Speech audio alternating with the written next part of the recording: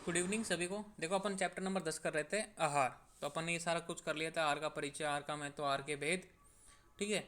उसके बाद में अपन कर रहे थे आहार विधि विधान, ये भी अपन ने कर लिया था। फिर अपन ने किया था आहार मात्रा की निश्चयात्मक विधि, आहार पूर्वक मात्रा पूर्वक आहार के लक्षण। ठीक है। फिर अष्ट आहार विधि विशेषायता अपन लास्ट क्लास में किया ही था, अच्छे से समझाया था। फिर आहार परिणाम कर भाव अपन ये आज की क्लास में करेंगे। बहुत ज़्यादा इंपॉर्टेंट है, एक बड़ा क्वेश्चन आता है। ठीक है। मतलब ये 5 नंबर में आने वाला क्वेश्चन है, छोटा सा क्वेश्चन, क्योंकि एक पेज में ये कवर हो जाता है, इसलिए इसको 5 नंबर के क्वेश्चन में मोस्टली देते रहते हैं, हर बार ये रिपीट होता रहता है। तो करते हैं स्टार्ट आज की क्लास में इसको। आहार परिणाम कर भाव। नाम में देखो, नाम क्या होता है। जैसे आहार विधि विधान, भाई रूल एंड रेगुलेशन, भोजन करने की जो विधि है कैसे करना है। अष्ट आहार विधि विशेष आयतन, अष्ट यानी 8 जो विशेष थे। अब है आहार परिणाम कर भाव। कंफ्यूज मत होना, कभी कभी क्या होता है ना, आहार विधि विधान आता है, आप ये लिख के आ जाते हो आहार परिणाम कर भाव। कभी कभी जो है आहार परिणाम कर भाव आ जाता है, आप आहार विधि विधान लिख देते हो। तो कन्फ्यूजिंग वाले क्वेश्चन होते हैं आहार के। तो आपको ये ध्यान रखना कि नाम में ही छुपा होता है उसका आंसर। तो आहार परिणाम कर भाव, परिणाम कर मतलब आहार यानी जो आहति, जो भोजन जो खाया जाता है, ठीक है, वो आहार है। परिणाम कर भाव, जो भोजन को परिणाम तक, रिजल्ट तक पहुंचाते हैं। रिजल्ट क्या होता है कि वो जो भोजन जो खा रहे हैं उससे क्या बनता है, रस रक्त मांस मेद अस्थि मज्जा शुक्र, और जो अपने जो मल पदार्थ है वो बनता है। तो उससे परिणाम जो रिजल्ट है ना लास्ट का, ठीक है, वो उसको पहुंचाने वाले जो भाव है ना, वो क्या कहलाते हैं, आहार परिणाम कर भाव। तो देखो, आहार का पाचन करके रस रक्त आदि धातु में परिणित करने वाले 6 प्रकार के जो भाव है ना, वे आहार परिणाम कर भाव कहलाते हैं। मैंने नाम से ही बता दिया कि भाई आहार परिणाम कर भाव, कि आहार को अपने रिजल्ट यानी परिणाम जो अंतिम होता है ना उस चीज तक पहुंचाना, वो क्या है, आहार परिणाम कर भाव है। ये कितने होते हैं टोटल, 6। तो ये 6 क्या है, ऊष्मा, पहला है ऊष्मा, पाचक पित्त, 5 भूताग्नि और 7 धाताग्नि। तो ऊष्मा में क्या आ गई, अग्नि की जो टाइप्स है ना 13, पाचक पित्त यानी जठराग्नि, पंच भूताग्नि यानी 5 भूताग्नि, आकाश वायु अग्नि जल पृथ्वी वाली, ठीक है। सप्त धातु अग्नि, रस रक्त मांस में अस्थि मज्जा शुक्र, ये 7 धातुओं की अग्नि। तो ये क्या है, ऊष्मा में ये अग्नि भोजन को पचाएगी, तभी तो रस रक्त मांस में अस्थि मज्जा शुक्र बनेंगे। ठीक है। वायु दूसरा क्या है, वायु। तीसरा क्या है, क्लेद। कहने का मतलब आप दूसरे तरीके से देखो तो उसमें या तो यानी पित्त हो गया, वायु यानी वात हो गया, और क्लेद यानी कफ हो गया। तो तीनों दोस्त तो हैं। वात पित्त कफ भी आप लिख सकते हो। आप लिख दिया वात कोष्टक वायु, आपने लिख दिया ऊष्मा कोष्टक पित्त, आपने लिख दिया क्लेद कोष्टक कफ। तो मतलब 3 तो हैं, इन 6 में वात पित्त कफ तो हो ही गया। अब वात पित्त कफ को हम भूल नहीं सकते, तो आहार परिणाम कर भाव में वात पित्त कफ तो आ ही गया। फिर है इसने, यहाँ पे देखो, इसने घृत आदि, काल पचने का समय और संयोग, ठीक है, अष्ट आहार विधि विशेष आयतन आदि का संयोग में होना।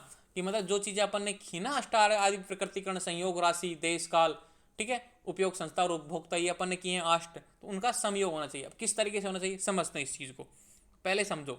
पहला आहार परिणाम करके इनके जो 6 है ना, इनके काम देखो। आहार परिणाम वर्ग भाव के कर्म। कभी कभी 2 नंबर में क्वेश्चन है तो आप नाम लिख दो और परिभाषा लिख दो, भाई आहार परिणाम कर भाव क्या है, परिभाषा लिख दी, नाम लिख दिए। यहाँ लिख दो कि भाई ये 6 होते हैं, लिख दिया। अब इनके कर्म देखो। आहार को रस रक्त आदि धातु में परिणित करने वाले ऊष्मा आदि आहार परिणाम कर भावों के ये निम्न कर्म होते हैं, जैसे कि ऊष्मा, पित्त, ऊष्मा आहार का पाचन करती है। तो पाचक पित्त मतलब पहले जो अपन ने भोजन खाया उसका पाचन होगा ना, किसी भी तरह से पाचन होगा, चाहे वो भूतवाग्नि वाला पाचन हो या सप्त धातु, मतलब होता है ना कि माइन्यूर पाचन हो गया या बड़ा पाचन हो गया। ये अगले चैप्टर में आएंगे, 13 चैप्टर में अग्नि वाले, उसमें बताऊंगा कि कैसे भूताग्नि काम करती है। देखो मैं बताता हूँ, समझ लो पहले। ये है भोजन, ये अमाशय में गया, पाचक अग्नि मतलब जो जठराग्नि है वो पचाएगी, फिर काम करेगी भूताग्नि, फिर काम करेगी जठरा वो मतलब 7 धातु अग्नि। मतलब 3 तरीके से काम होता है। पहले तो होता है पूरे भोजन का रस बनाया इस पाचक अग्नि ने, मतलब पाचक पित्त ने। उस रस में जो माइन्यूट सूक्ष्म पाक होता है ना, माइन्यूट पाक होना, वो होता है भूत अग्नि। भूत अग्नि के बाद में जो माइन्यूट पाक होता है जिसकी वजह से रस रक्त मांस में अस्थि मज्जा शुक्र बनता है, वो किसके बाद में बनता है, भूत अग्नि की लास्ट की जो अग्नि होती है ना, भूत अग्नि। तो ये जो जितना भी प्रोसेस है ना पचने का, ये तीनों भागों में वो कौन करता है, ऊष्मा मतलब पित्त करता है। ठीक है। ऊष्मा आहार का पाचन करती है। इसने एक लाइन में लिख दिया भाई आहार का जो पाचन होता है ना वो ऊष्मा की वजह से होता है। ठीक है। अब है वायु, समान वायु। अब वायु के जो टाइप, वाद दोष के जो टाइप्स थे 5, प्राण वायु, उदान वायु, समान वायु, व्यान वायु और अपान वायु। तो उसमें से लिखा है कि समान वायु, कि समान वायु पाचन के लिए मुख से आमाशय की ओर अन्न का अपग्रहण करती है, अर्थात वायु अन्न की ओर नीचे ले जाती है। वायु अन्न को नीचे की ओर ले जाती है। तो यहाँ पे लिखा है कि समान वायु, एक तो होता है प्राण वायु के माध्यम से भोजन को अंदर देना, एक है नीचे खींचना, अपकर्षण का काम करती है। कि समान वायु पाचन के लिए मुख से अमाशय की ओर अन्न का अपकर्षण, मतलब जो नीचे खींचती है, ये आजा भाई तेरे को मैं पचाऊंगी, तो वो करती है समान वायु। तो वह वायु अन्न को नीचे की ओर लेके जाती है, तो वो क्या है समान वायु। ये भोजन नीचे गया। अब है क्लेदक, क्लेद आहार को शीतल करता है। यहाँ पे लिखा कि क्लेद आहार को शीतल करता है, मतलब जो श्लेष्मा होता है ना एक तरीके से उसको शीतल करता है, ठंडा करता है। और इसने इसने अन्न को मृदु करता था, अन्न के काठिन्य को नष्ट कर पाचन योग्य मृदु बनाता है। ये भाई जो नॉर्मल था ना, मतलब जो खटोर अपन जो खाते हैं उसको लसलसा बना देता, बोलस बना देता, अपन बोलते हैं 12th में पढ़ा होगा बोलस, उसको लसलसा बनाना, उसको स्निग्ध युक्त बनाना। तो और पांचवा काल, अन्न को सुपक्व रूप में परिणित करना, अर्थात अन्न को संपूर्ण शरीर में प्रसिद्ध करता है। और समयोग, समयोग अन्न के परिणाम स्वरूप प्रसाद उत्पन्न रस रस आदि धातुओं को साम्यता बनाए रखता है। अब ये देखो जो परिणाम करेगा भाव है ना 6, ऊष्मा वायु क्लेद स्नेह काल समयोग, इसका मैं सीक्वेंस बताता हूँ तब आपको समझ में आएगा।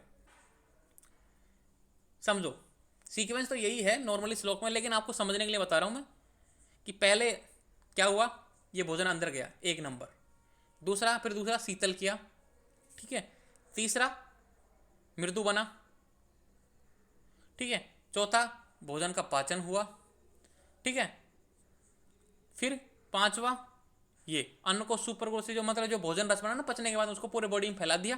फिर छठा अन्न परिणाम स्वरूप प्रसाद उत्पन्न रस को साम्यता बनाए रखना। और छठा क्या हो गया कि बॉडी में जहां भी जरूरत थी, जैसे रस की जरूरत है रक्त की, वो बन गया ऑटोमेटिक। तो समझो कि पहले भोजन अंदर गया अमाशय में, ठीक है, आहार को शीतल हुआ, मृदु हुआ, ये तीनों चीज काम हुई। चौथा भोजन का पाचन हो गया, रस बन गया, ये रस क्या हुआ पूरी बॉडी में फैल गया, मतलब अवशोषण होने के बाद पूरी बॉडी में फैल गया ना, और वहां पे जाके बॉडी विशेष में जाके क्या हुआ, मतलब पांचवें में बॉडी पूरी बॉडी फैल गया। छठे में क्या हुआ, भूत्व अग्नि और धातु अग्नि, मतलब उसके माध्यम से सूक्ष्म पाक हुआ, सूक्ष्म पाक होने की वजह से क्या हुआ, रस रक्त मांस में अस्थि मज्जा शुक्र बना। तो ये छठा, इस तरीके से आप इसको समझ सकते हो, ठीक है। आप कैसे भी इसको याद कर सकते हो, ये 6 चीजें हैं भोजन को अपने परिणाम तक, रिजल्ट तक पहुंचाने वाली चीजें। तो वेरी वेरी इंपॉर्टेंट है। आहार परिणाम करके भाव, कहने का मीनिंग है कि इस तरीके से माध्यम से भोजन अपने रिजल्ट की ओर, जो अंतिम रिजल्ट है उस तरफ से पहुंचता है। तो इस तरीके से हो गए आहार परिणाम कर भाव, वेरी वेरी इंपॉर्टेंट है, रट लेना। मैंने समझाने की कोशिश की आपको अच्छे से। कहने का मतलब ये कि जो भोजन को अंतिम परिणाम, अंतिम परिणाम क्या है, या तो रस रक्त मांस में अस्थि मज्जा शुक्र बना लो या मल बना लो। तो जो अंतिम परिणाम प्रसाद रूप से उत्पन्न रस रक्त आदि धातु की साम्यता बनाए रखना। जैसे कि आपकी बॉडी निरंतर देखो 6 हो रहा है, आपकी कोशिकाएं 6 हो रही हैं, फिर बन रही हैं, फिर 6 हो रही हैं, तो मतलब जो साम्यता बनी रहती है, आपका बॉडी का जो फॉर्मेशन है बना रहना है, वो क्या है, समयोग है। तो इस तरीके से लास्ट में आता है समयोग, ठीक है।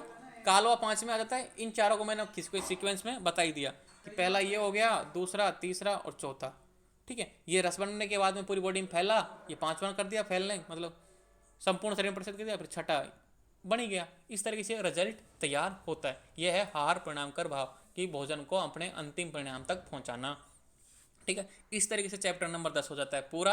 अब करेंगे चैप्टर नंबर 11 और 12 दोनों को एक साथ नोट्स बनाए हुए हैं, वेरी वेरी इंपॉर्टेंट चैप्टर है ये भी, अगली क्लास में करेंगे। इससे पहले क्वेश्चन देख लेना चैप्टर नंबर 10 के, ठीक है। तो मिलते हैं नेक्स्ट क्लास में। थैंक यू, धन्यवाद, जय हिंद।